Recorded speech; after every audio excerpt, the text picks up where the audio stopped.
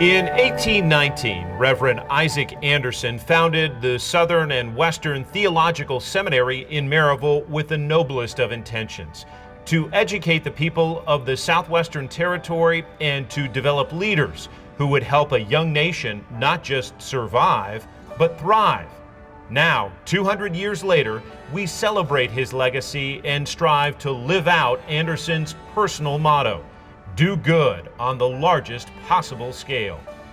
Hi, I'm John Becker, and I'm standing where Reverend Isaac Anderson first opened the doors of his school that would become Maryville College. You may have driven by this spot and not even realized its historic significance.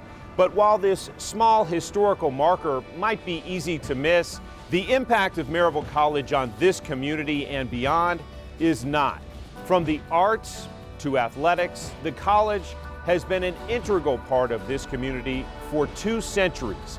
As Maryville College celebrates its bicentennial, we're taking a look back at its rich history through video recordings. Over the years, a variety of events at the college have been captured on film, especially student life on campus.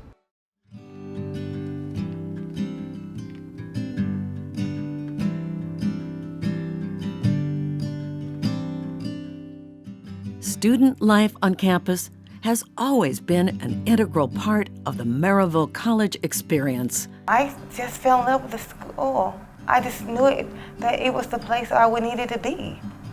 The campus was so beautiful, and I just fell in love with it.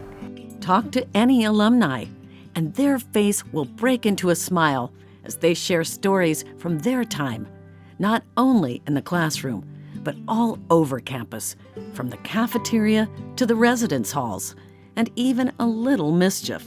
Carl McDonald came in, and he knew I was from Florida. He said, "You want to go sledding?" I said, "Sure." And he said, "Come on." So he was a big guy, and he had taken one of the dining hall trays and put it up his sweater. So we went sledding on dining hall trays, which worked very well, by the way. The students of Maryville College have long been a diverse population, with international students first arriving on campus in the late 1800s. And while some students travel thousands of miles and oceans away to arrive at Maryville, others come from just over the hill. But regardless of their background, their arrival on campus always marked an important milestone for these students. In fact, some of them had never even seen campus before they arrived. I didn't know anything about Maryville when I came. My father was a preacher, and they gave a preacher's discount, about $250, which was quite a significant sum for us. And so I just jumped on a Trailways bus, had never been to Tennessee or any place near here. The vibrant community of students at Maryville College represents a cross-section of backgrounds, religions, and cultures. Together, these students study new ways of thinking and challenge themselves to go outside their comfort zone and see new places. We went up to this national tournament in Brookings, South Dakota, and they had snow. And of course, when we had left here and when we got back, Maryville had, the daffodils were blooming and the trees were starting to bloom, and it was just a whole different world. Relationships have always played an important role in student development at Maryville College. In fact, the relationships built during their time on campus have led a large group of alumni to return each summer and give back to the college that has given them so much, all in the name of Ken Takahashi, an international student who made his mark on campus more than a century ago. The KT Week is almost like a family reunion, and it doesn't make any difference what class you're in. Most of our classmates and fellow alumni and friends that come in really come from that sort of tradition. They're participants in doing good. Coming back to KT Week helps me to revisit my roots. It gives me a chance to also help the college. It's sort of like a legacy, of giving back that goes from one generation to another generation. In addition to that legacy of community service, the tradition of academic excellence in the classroom has also played a vital role in student life. Along with the professors and the staff that worked here were just really very nurturing and challenging, but pushed us to achieve things I don't think we could have done without Maryville College. And although the technology changes, Maryville College continues to provide students with a personal and total learning experience that prepares them for enriched lives as citizens and leaders. I live in Maryville now, and I see many Maryville grads as teachers and in other helping professions, workers in churches and other organizations that are trying to make the world a better place, doing good in the greatest possible scale, and just really grateful for those connections. Really taught us, among all the other things we learned here at Maryville College, it taught us some real lifelong learning techniques. As a student's time on campus comes to a close, they each mark the milestone with commencement. Throughout the decades, the commencement exercises at Maryville College have been an important moment in time. A time to document with photographs and film. A time to celebrate achievements. As I was getting ready to walk across the stage, I began to weep. I was in the choir, had to come up from the stands. I was so overwhelmed because I started thinking about what I went through, and I think that it was going to happen. I think that my dream to go to college and graduate was going to come true. The faces beneath the graduation caps have changed over the last 200 years, but student life on campus remains an enduring part of the Maryville College experience. The memories and friendships forged in the foothills of East Tennessee will linger on long after students have received their diplomas. I think it's so important, especially in this day and age, that a place like Maryville College is the kind of environment that students can come and really learn, really grow, really challenge themselves, open their minds to other things that they may not have been exposed to. The Clayton Center for the Arts opened on the Maryville College campus in 2010. It was made possible by a single partnership between the cities of Maryville and Alcoa and Maryville College. As a gathering place for the community and its visitors, and as the home of the Maryville College Fine Arts Program, this space plays a vital role in enhancing the quality of life, bolstering cultural and economic vitality, strengthening tourism, and expanding the educational offerings for our community and region. It also upholds the strong tradition of the arts here at Maryville College. It is difficult to imagine Maryville College without the fine arts. Catalogs dating back to the 1870s show some of the earliest courses offered in organ, piano, guitar, and singing. That singing has made a lasting impact on the community and on generations of students at Maryville College. The first time I walked into chapel as a freshman, I was blown away by the sound. Everybody in my home church, people didn't sing out very much. And at the college, it was just, here's almost 1,000 kids singing. It was just spine-tingling. From Vesper choirs to concert choirs, the legacy of music at Maryville College continues to this day. Many choir members have fond memories of their time in choir while on campus. I was a music ed major, so I spent lots of time in the Fine Arts Center. I even kept a toothbrush down there. It was a thrill. I mean, there were 200 of us in the chorus, and as I remember, most freshmen and sophomores at least were in the chorus. Mm-hmm. Yeah. The choir people were required. Mm-hmm. Women's choir, men's choir, and Vesper choir, but there were a lot of people that came and sang with us.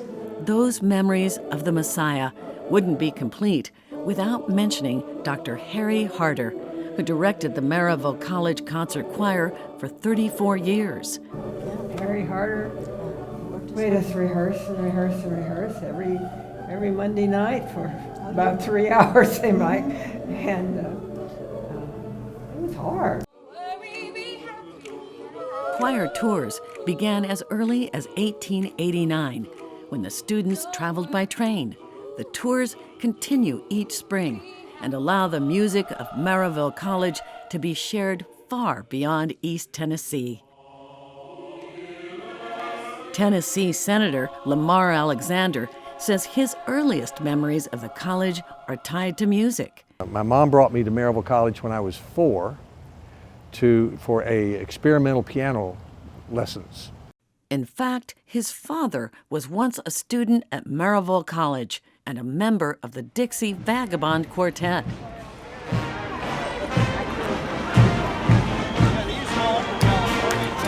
Marching bands have been captured on film over the years as well, lending their sound to sporting events and parades. The theater has also been a part of the college's fabric of fine arts for many generations. My student job when I was here was working in the theater, building sets. And one year we did The Sound of Music, big show, and had to have kids in it. So one of our performances was a matinee for the area grade school kids, and they filled up the auditorium, like 400 of them. This tradition on stage continues now with productions at the Clayton Center for the Arts. In fact, as part of the bicentennial celebrations, students wrote and produced a musical based on the life of college founder Reverend Isaac Anderson. Yes, we got a plan, doing all we can, gotta keep the clock, gonna build it sturdy as a rock. From painting to sculpting, from choirs to design, the Fine Arts program at Maryville College continues to shape generations of students and nurture a lifelong love of the arts. In addition to a long tradition of fine arts, Maryville College athletics has many stories to tell as well. For over 143 years, the college has enjoyed a rich history of excellence in intercollegiate athletics. In fact, Maryville's first sponsored sport was baseball in 1876. It was soon followed by football in 1889. It is no surprise that many sports have been captured on film over the years, from club sports to NCAA matchups. Athletics at Maryville College has shaped the students and the community. Athletics at Maryville College have always offered a social gathering spot for the community. You can remember way back when they had lights on the football field. And so I've heard stories of so many people that would say that lived over in the around Court Street and beyond, but so many people would say when the lights came on, we always came over to watch the games because we knew it was going to be very entertaining. The entertainment started in 1876 with the Reckless baseball team, Maryville College's first official sports group. Today, the college sponsors 14 NCAA-sanctioned sports, plus varsity cheerleading. The early leaders of Maryville College recognized that personal and social values could be attained in sports competition. They also believed that one of the greatest social contributions of athletics is the development of leaders. So many of my teachers and my coaches in the community were Maryville College graduates.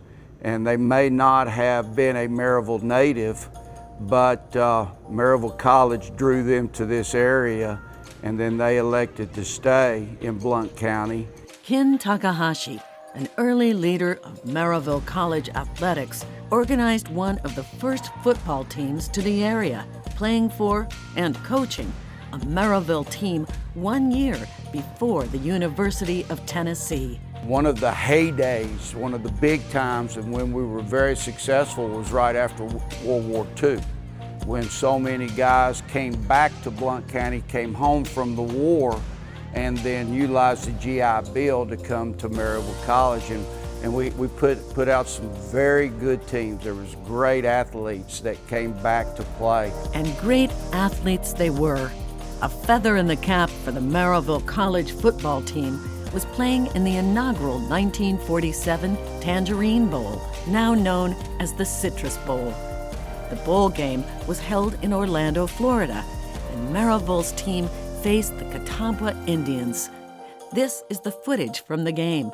This was the first time in school history to receive a bid to a bowl game. Maryville lost the game 31-6, but had an undefeated regular season, and the 1946 team was considered one of the best teams in the country. Through the decades, intense rivalries have been built. Sweet victories against some local colleges rank among alumni and the community's fondest memories. The game that probably sticks out to me most is the one when we beat Carson Newman. I mean, at that time for Maryville College, you know, Carson Newman was a very large rivalry for us. They had a couple of guys on the team that were talked about as being potential NFL players, and so with them being in your back door and you felt like you were a very good football team yourself, it was kind of good to test your mettle against another team that you thought was a high caliber team, and to win that ball game made us feel real good. Athletics are more than just games and practices at Maryville College. Student athletes come here to make an impact. We have really good high character kids who prioritize their life in good ways, who are extremely respectful, who want to leave a lasting impact on their teammates in this community, and more importantly, this institution. And I think when we have those things and we put them in the right line, the future gets extremely bright, and as a head football coach, I get extremely excited because I know the kids that we have here are here for the right reasons. First, to get an education, second, to win a conference championship, and third, hopefully go out in the world one day and change other people's lives through the experiences they had at Maryville College. With community support, countless teams through the decades have enjoyed success on and off the court. Maryville has produced 82 All-Americans, 58 GSAC Conference Championships, 23 USA South League titles, and has qualified for 77 NCAA national tournaments.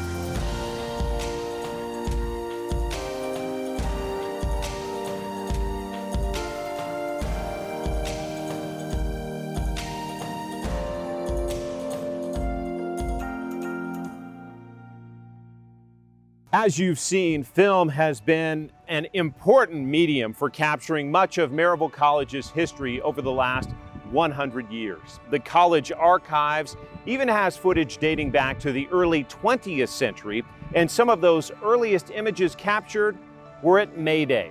This campus tradition is no longer celebrated, but it once brought thousands of spectators from around East Tennessee to Maryville College. It was a major event that has been preserved both on film and in the memories of its participants. In